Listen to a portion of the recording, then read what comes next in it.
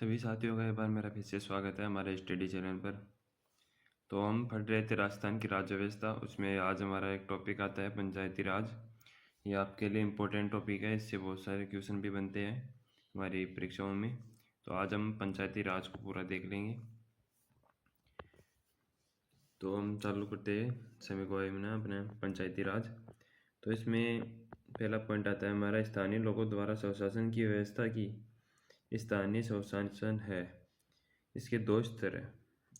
पंचायती राज का मतलब स्थानीय लोगों द्वारा स्थानीय स्वशासन करना। इसका ग्रामीण स्थानीय स्वशासन जैसे पंचायती राज, इसके तीन स्तर हैं: जिला परिषद, उच्च स्तर पंचायत समिति, मध्य स्तर ग्राम पंचायत, निम्न स्तर। नगरीय व शहरी स्वशासन, जो हमारे नगरीय स्वशासन है ये हम पंचायती राज पूरा कर लेते हैं, उसके बाद में देखेंगे। ये आगे का टॉपिक है हमारा। एक पहली पंचायती राज देख लेते हैं। इसमें गवर्नर जनरल व वायसराय लॉर्ड रिपन को भारत में स्थानीय स्वशासन का पिता कहा जाता है, क्योंकि इन्होंने सर्वप्रथम 1882 में जिला, वार्ड और ग्राम पंचायत एवं न्याय पंचायत का गठन किया। स्थानीय निकायों के विकास का प्रस्ताव तैयार किया। लॉर्ड रिपन के इस प्रस्ताव को स्थानीय शासन का मैग्ना कार्टा कहा जाता है। लॉर्ड रिपन को स्थानीय स्वशासन का पिता कहा जाता है। ये आपके लिए इम्पोर्टेंट है। ये स्थानीय स्वशासन का पिता किसे कहा जाता होगा, वो होगा आपका लॉर्ड रिपन।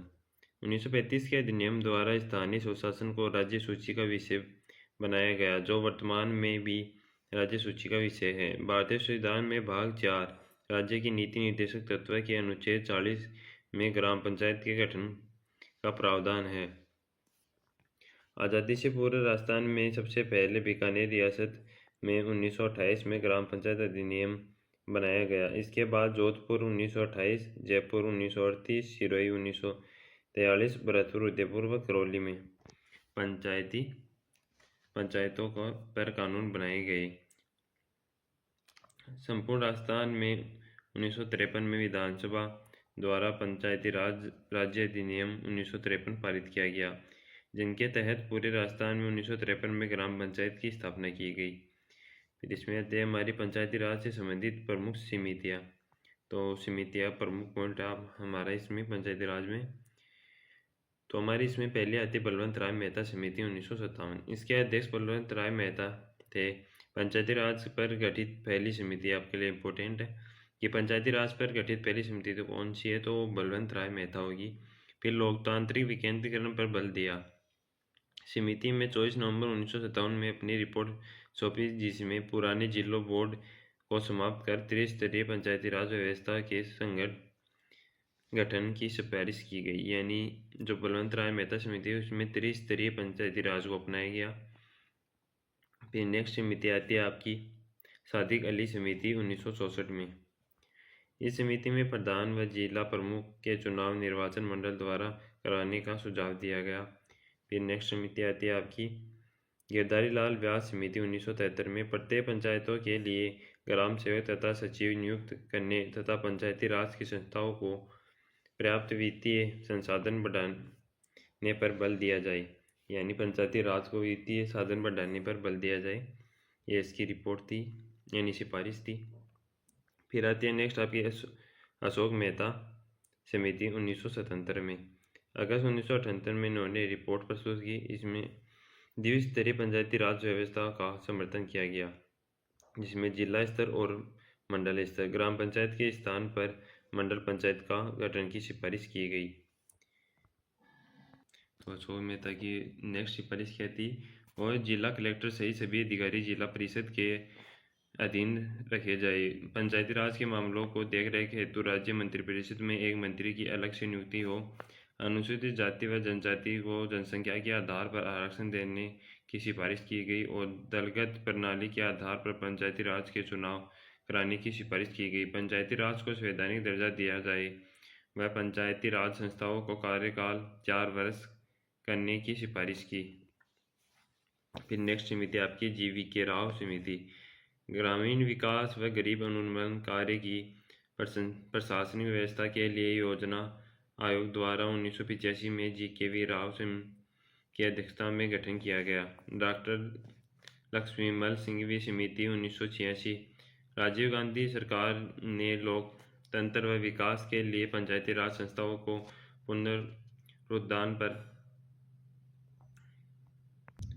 इसमें है आपका डॉक्टर लक्ष्मी सिंघवी समिति में, तो इसमें पंचायती राज का पुनरुद्धार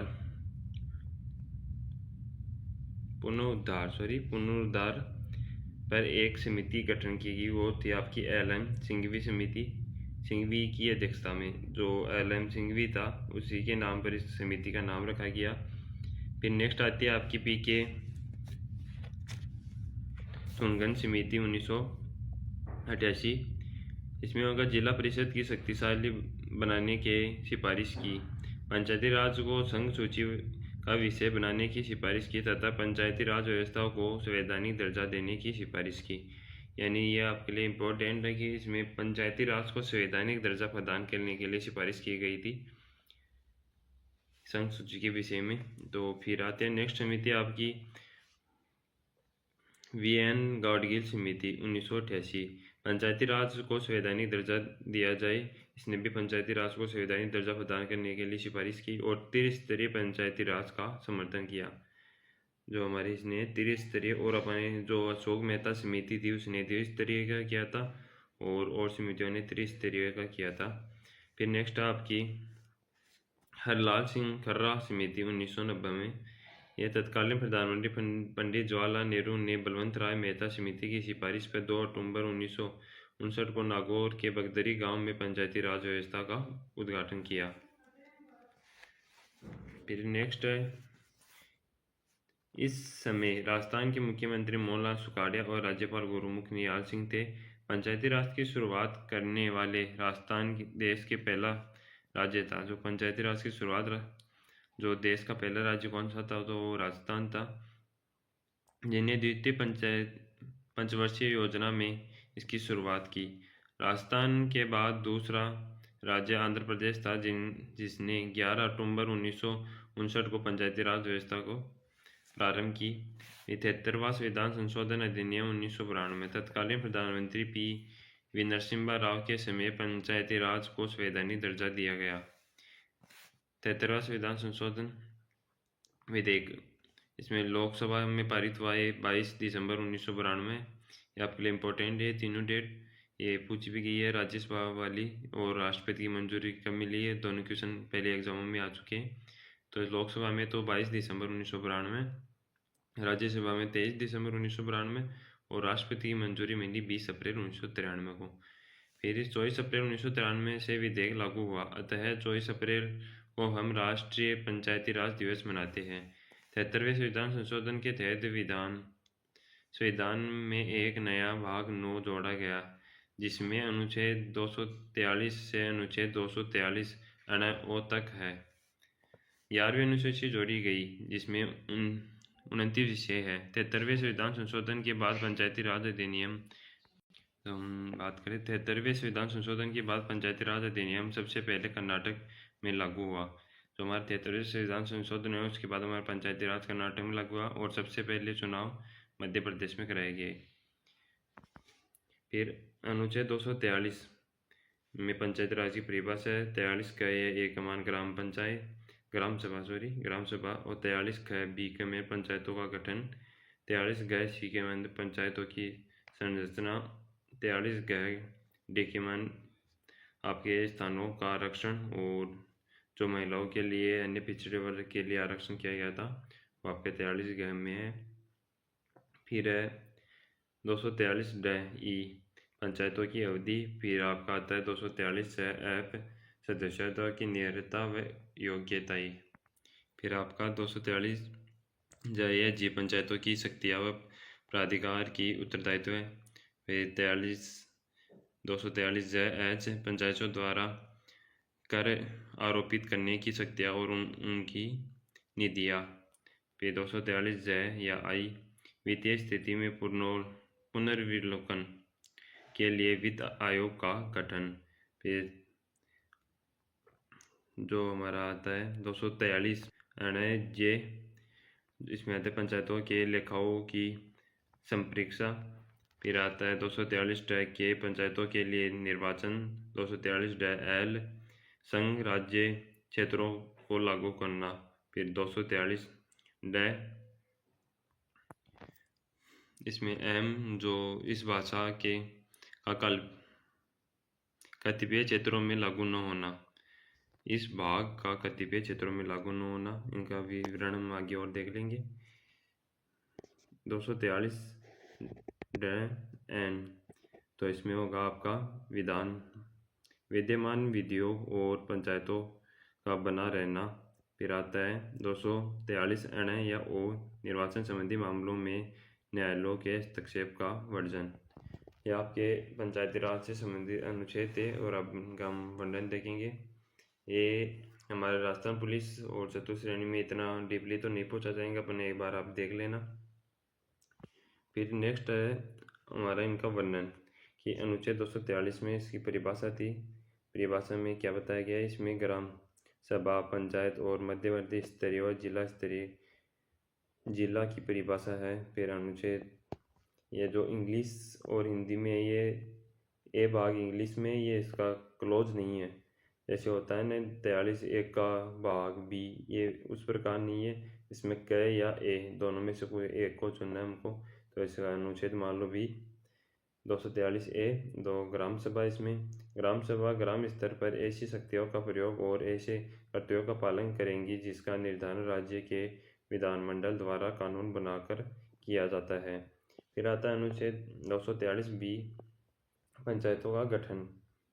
ये त्रिस्तरीय ढांचा है हमारा, ग्राम पंचायत, पंचायत समिति और जिला परिषद। फिर सी के अंदर आता है पंचायतों की संरचना। तो राज्य विधानमंडल कानून बनाकर पंचायतों की संरचना का प्रावधान कर सकेगा। ग्राम स्तर पर ग्राम पंचायत के व मध्यवर्ती स्तर पर खंड स्तर या पंचायत समिति के सभी सदस्य प्रत्येक मतदान द्वारा, जबकि जिला स्तर पर जिला परिषद के सभी सदस्य राज्य विधानमंडल द्वारा बनाए कानूनों के अनुसार चुने जाएंगे। फिर नेक्स्ट है हमारा पॉइंट, ग्राम पंचायत के अध्यक्ष सरपंच का चुनाव प्रत्यक्ष रूप से होता है। खंड स्तर के अध्यक्ष प्रधान व जिला स्तर अध्यक्ष जिला प्रमुख का चुनाव निर्वाचन सदस्यों द्वारा अपने में से ही होता है। फिर आता है अनुच्छेद डी स्थानों का आरक्षण। अनुसूचित जाति व जनजाति को जनसंख्या के अनुपात में आरक्षण दिया जाएगा तथा सभी वर्गों में महिलाओं के लिए 1/33% आरक्षण का प्रावधान किया जाएगा। आपके लिए एक नोट है यहाँ पर, इसमें आपका 2009 के केंद्र सरकार के महिलाओं के लिए 50% आरक्षण का प्रावधान किया, लेकिन अभी तक संविधान में संशोधन प्रस्तावित है। फिर आता है अनुच्छेद आपका ड या ई पंचायतों की अवधि। फिर आता है अनुच्छेद जो ई है उसका भाग फर्स्ट। इसमें आते पंचायती राज संस्थाओं का कार्यकाल प्रथम बैठक की तारीख से 5 वर्ष होता है। आपको ये इतना डीपली भाग ये याद नहीं करना है, तो इसके अंदर क्लोज नहीं, बस आपको ये याद रखना है कि ये कितने वर्ष कार्यकाल कितने वर्ष है।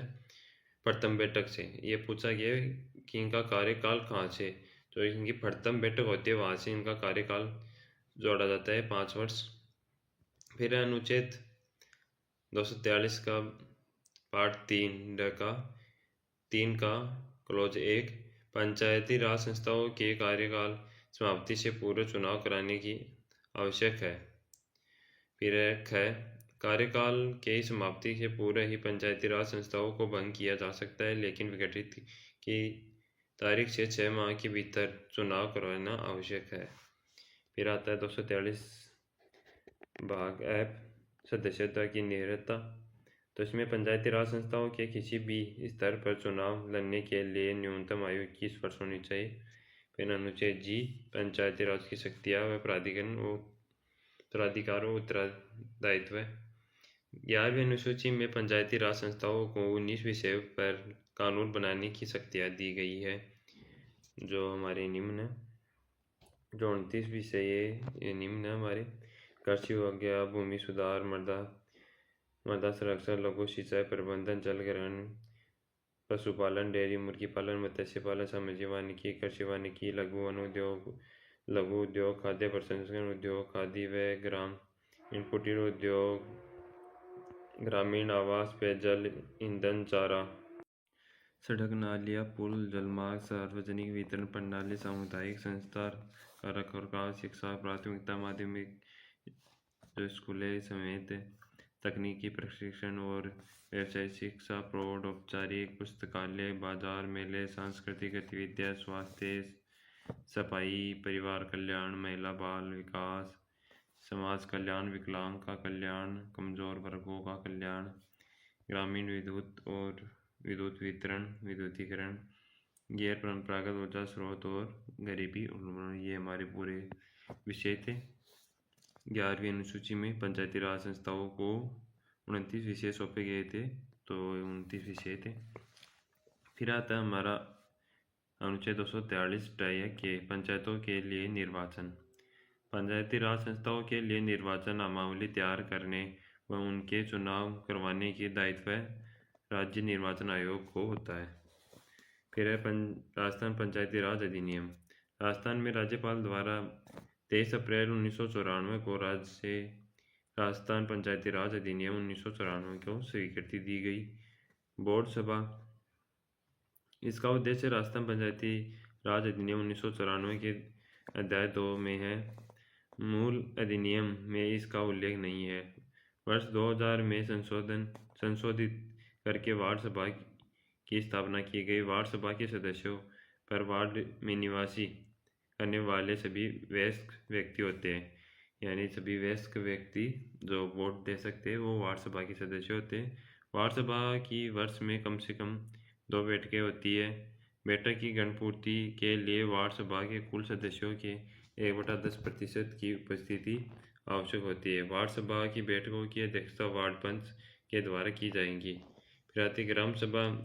राज्य पंचायती राज अधिनियम 1994 के अध्याय 2 की धारा 8 में ग्राम सभा का गठन का प्रावधान है आपका।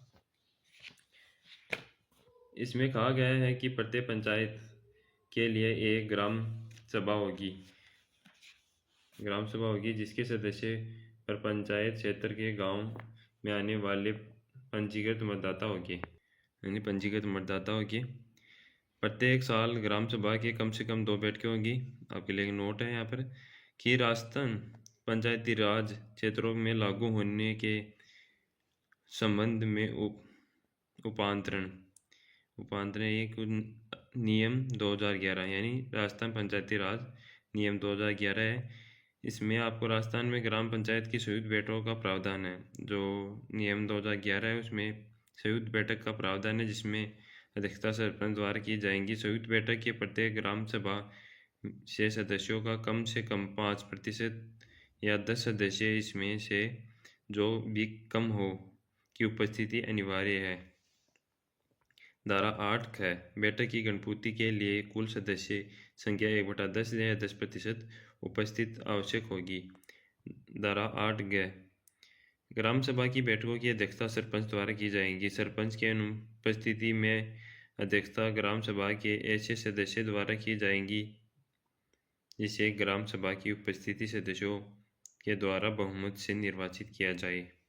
फिर नेक्स्ट आपका पंचायती राज का त्रिस्तरीय ढांचा, ये आपके लिए इम्पोर्टेंट है।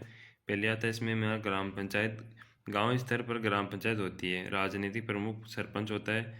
न्यूनतम आयु 21 वर्ष। प्रशासनिक प्रमुख होता है ग्राम विकास अधिकारी। वीडियो सदस्यों का चुनाव बोर्ड पंच का प्रत्यक्ष निर्वाचन होता है। अध्यक्ष उपाध्यक्ष का चुनाव, सरपंच का चुनाव प्रत्यक्ष रूप से जनता द्वारा और उप सरपंच का चुनाव अप्रत्यक्ष रूप से वार्ड पंचों द्वारा किया जाता है।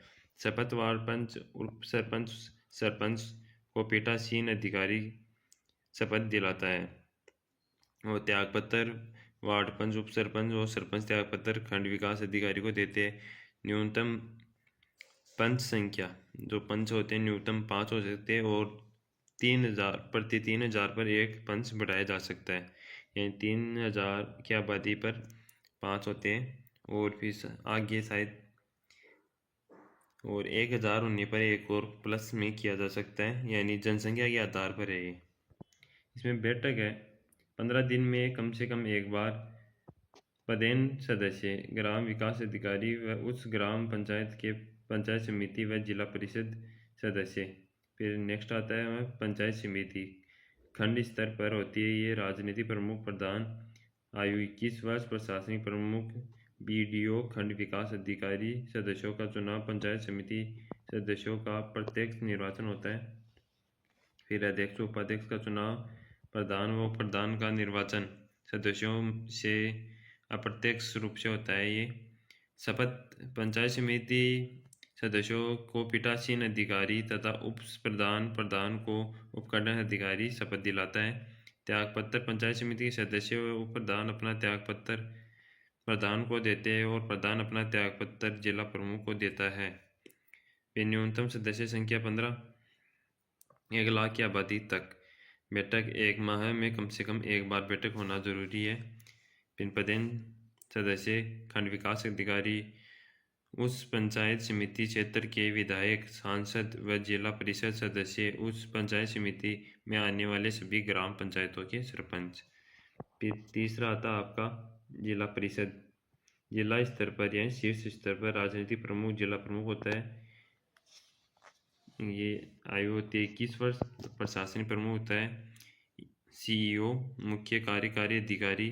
फिर सदस्यों का चुनाव होता है। जिला परिषद सदस्यों का प्रत्यक्ष निर्वाचन, जिला परिषद में अध्यक्ष हो गया सीईओ और सदस्यों का चुनाव जिला परिषद सदस्यों का प्रत्यक्ष रूप से होता है। और अध्यक्ष उपाध्यक्ष का चुनाव उप जिला प्रमुख व जिला प्रमुख का निर्वाचन सदस्यों में से अप्रत्यक्ष निर्वाचन होता है। फिर इसमें आती है हमारी शपथ। जिला परिषद के सदस्यों को पीठासीन अधिकारी यानी जिला कलेक्टर व उप जिला प्रमुख के जिला प्रमुख को जिला कलेक्टर शपथ दिलाता है। त्यागपत्र, जिला परिषद सदस्य व उप जिला प्रमुख अपना त्यागपत्र जिला प्रमुख को देता है और जिला प्रमुख अपना त्यागपत्र संभागीय आयुक्त को देता है। न्यूनतम सदस्य संख्या 17, 4 लाख की आबादी तक बैठक, 3 माह में कम से कम 1 बार। इसमें आपको ये त्यागपत्र पूछा जा सकता है कि ये जिला संभागीय आयुक्त को देता है। ये पहले भी एग्जाम में आ चुका है कि जिला परिषद में आप पूछा जा सकता है कि जिला प्रमुख त्यागपत्र किसे देता है, तो आपका होगा उत्तर संभागीय आयुक्त को। फिर पदेन सदस्य, मुख्य कार्यकारी अधिकारी, उस जिले के समस्त सांसद और समस्त विधायक और उस जिले के समस्त प्रधान। सदस्यों को हटाया जाना या निलंबन। धारा 38 के अनुसार पंचायती राज संस्थाओं के किसी अध्यक्ष या उपाध्यक्ष व सदस्यों का राज्य सरकार आवश्यक जांच के बाद पद से हटा सकती है यदि वह कार्य करने में समर्थ हो, वह कार्य करने से मना कर दे, वह किसी आचरण का दोषी पाया जाए। पैसा अधिनियम 1996 यानी पंचायत अनुसूचित क्षेत्रों में विस्तार।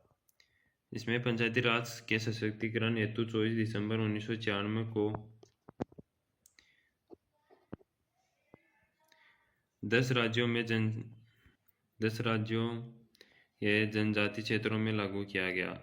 ये राज्य राजस्थान, गुजरात, मध्य प्रदेश, छत्तीसगढ़, महाराष्ट्र, आंध्र प्रदेश, तेलंगाना, हिमाचल प्रदेश, झारखंड और ओडिशा। यह अधिनियम दिलीप सिंह भूरिया समिति की 1995 में प्रस्तुत रिपोर्ट के आधार पर लागू किया गया। इस अधिनियम का उद्देश्य जनजातीय समुदायों की परंपराओं व रीति रिवाजों का संरक्षण करना। इसके अनुसार इस क्षेत्रों में ग्राम सभाओं को व्यापक अधिकारी दिए गए। ग्राम सभा के परामर्श के बाद ही भूमि अधिग्रहण का कार्य सरकार द्वारा किया जाएगा। नशा नियंत्रण भी ग्राम सभा के पास रहेगा। फिर है आपका इम्पोर्टेंट पॉइंट, इसमें ये राजस्थान पंचायती राज अधिनियम 1994 के अध्याय व धाराएं। तो आपका अध्याय फर्स्ट है प्रारंभिक। इसमें धारा फर्स्ट संक्षिप्त नाम, प्रसार और प्रारंभ। फिर धारा सेकंड में आपका विभिन्न परिभाषाएं। फिर आता है अध्याय 2 वार्ड सभा। इसमें धारा 3 वार्ड सभा व उनकी बैठक। धारा 4 में वार्ड सभा की बैठक का कोरम कुल सदस्य संख्या का 1/10 या 10%। फिर धारा 5 में वार्ड सभा की बैठक व अध्यक्षता संबंधी वार्ड पंच करेगा। फिर अध्यक्षता वार्ड पंच करेगा। फिर धारा 6 में संकल्प।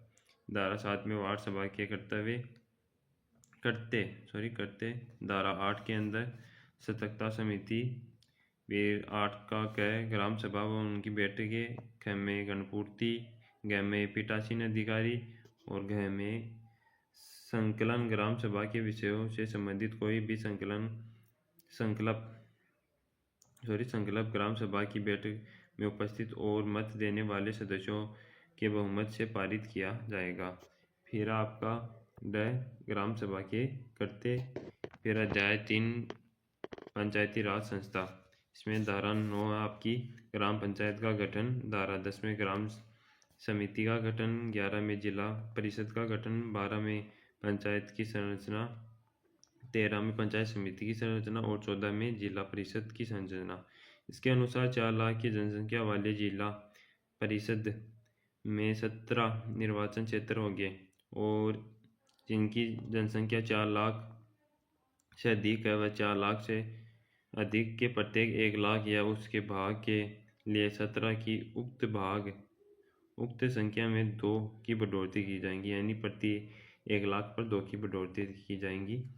फिर आपकी आती है धारा 15 सीटों का आरक्षण, जो अनुसूचित जाति और जनजाति के लिए था। फिर धारा 16 में सरपंच, प्रधान व जिला प्रमुख के पदों पर आरक्षण का प्रावधान। 17 में आपका था पंचायती राज संस्थाओं का कार्यकाल और चुनाव। 18 में निर्वाचन और निर्वाचन नामावली। 19 में पंच और सदस्यों के निर्वाचन हेतु योग्यताएं और आयु। 19(1) के अंदर एक व्यक्ति द्वारा पंचायती राज संस्थाओं की एक से अधिक सीटों का चुनाव लड़ने पर प्रतिबंध। फिर धारा 20 में एक ही समय में किसी व्यक्ति के 2 या 2 से अधिक पंचायती राज संस्थाओं की सदस्यता लेने पर प्रतिबंध। फिर धारा 29 में आता है जिला प्रमुख व उप प्रमुख का निर्वाचन। 30 में अध्यक्ष व उपाध्यक्ष व सदस्यों का कार्यकाल। 32 में सरपंच व उप सरपंच की शक्तियाँ, कार्य और कर्तव्य। फिर 32 में आता है आपका प्रधान की शक्तियाँ व कार्य और कर्तव्य। फिर धारा 45 में पंचायतों की बैठक का प्रावधान आता है। इसमें प्रत्येक 15 दिन में कम से कम एक बैठक। और धारा 46 में आपका है पंचायत समिति की बैठक, प्रत्येक माह में कम से कम एक बार। 47 में जिला परिषद की बैठक 3 माह में एक बार। फिर 50 में आता है पंचायत के कार्य करते या शक्तियाँ। फिर 51 में पंचायत समिति की कार्य शक्तियाँ। 52 में आते हैं जिला परिषद के कार्य शक्तियाँ। 53 में आते हैं किसी पंचायत के कार्यों का समनुदेशन।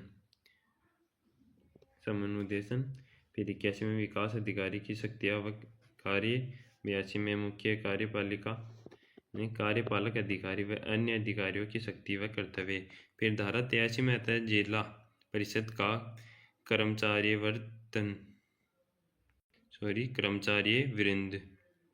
फिर धारा 84 आती है मुख्य कार्यपालक अधिकारी व अन्य अधिकारियों की शक्तियाँ व कर्तव्य का उल्लेख। 85 में विकास अधिकारी व मुख्य कार्यपालक अधिकारी की आपात शक्तियाँ। अध्याय 4 में राज्य सरकार आदि की शक्तियाँ। धारा 92 में किसी पंचायती राज संस्थाओं के संकल्प को रद्द व निलंबन करने की शक्ति। 94 में किसी पंचायती राज संस्था के विघटन में भंग करने की सरकार की शक्ति। फिर धारा 106 में नियमों और उपबंधों की विधियों का अतिलंघन। फिर 107 में विवाद। फिर अध्याय 5 प्रकीर्णन। इसमें धारा आती है आपकी 108 सदस्य व अधिकारियों लोग सेवक होंगे। धारा 118 में वित्त आयोग का गठन। 119 में राज्य निर्वाचन आयोग के अधिकारी व कर्मचारी वृंद। फिर धारा 121 आती है आपकी जिला आयोजना समिति। फिर धारा 122 आती है वार्षिक प्रशासनिक रिपोर्ट। फिर धारा 123 आती है कठिनाइयों का निराकरण। फिर 124 निरस व व्यावर्तिया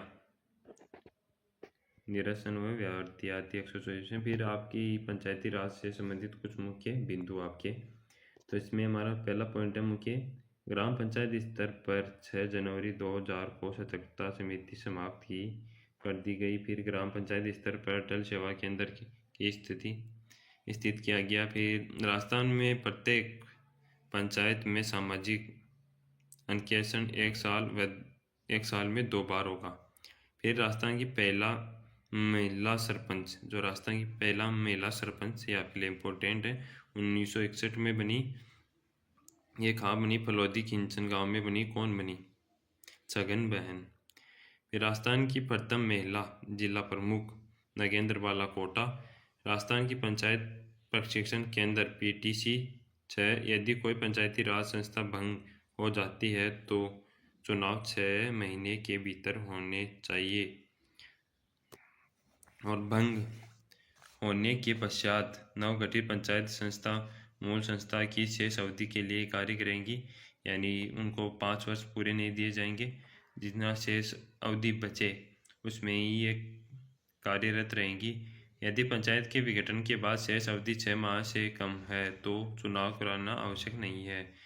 ये राजस्थान पंचायती राज अधिनियम 1994 में संशोधन करके 2021 में पंचायत समिति और जिला परिषद का गठन किया गया था। धारा 89(2) में ग्राम सेवक का उल्लेख किया गया, लेकिन राजस्थान पंचायती राज संशोधन अधिनियम 2021 द्वारा ग्राम सेवक का नाम बदलकर ग्राम विकास अधिकारी कर दिया गया।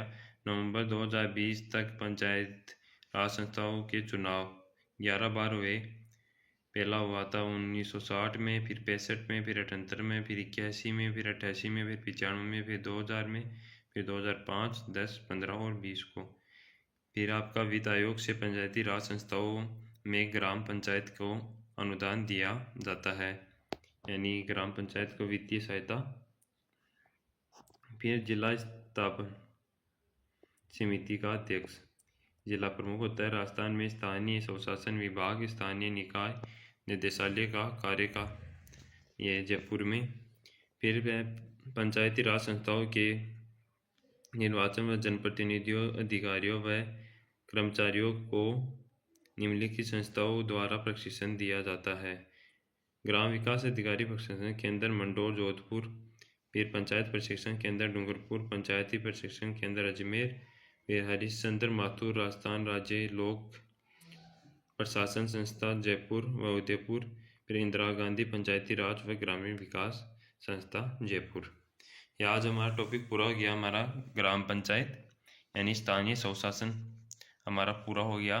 कल इसका एक यह जुड़ा हुआ ही टॉपिक है नगरीय स्वशासन, ये हम कल पूरा कर लेंगे। कल हमारी राजस्थान की राज्य व्यवस्था पूरी हो जाएंगी और आपको किसी और बुक एक तो हम कराएंगे। अब इसके बाद में जो हमारे राजस्थान पुलिस में महिला बाल अपराध की योजनाएं थे वो मैं आपका योजनाओं का वीडियो डालूंगा। एक ही वीडियो में आपकी पूरी योजनाएं करा दूंगा। जो इम्पोर्टेंट है वो मैं कराने वाला हूँ, जो हमारे आशु सर की बुक है उससे। तो वीडियो भी ज़रूर देखना। और आपको ये वीडियो कैसा लगा, अच्छा लगा तो प्लीज़ वीडियो को लाइक ज़रूर करना, और कोई गलती हो तो कमेंट के माध्यम से बता देना, हम सुधारने की कोशिश करेंगे। और आप अपना सपोर्ट बनाए रखें। धन्यवाद।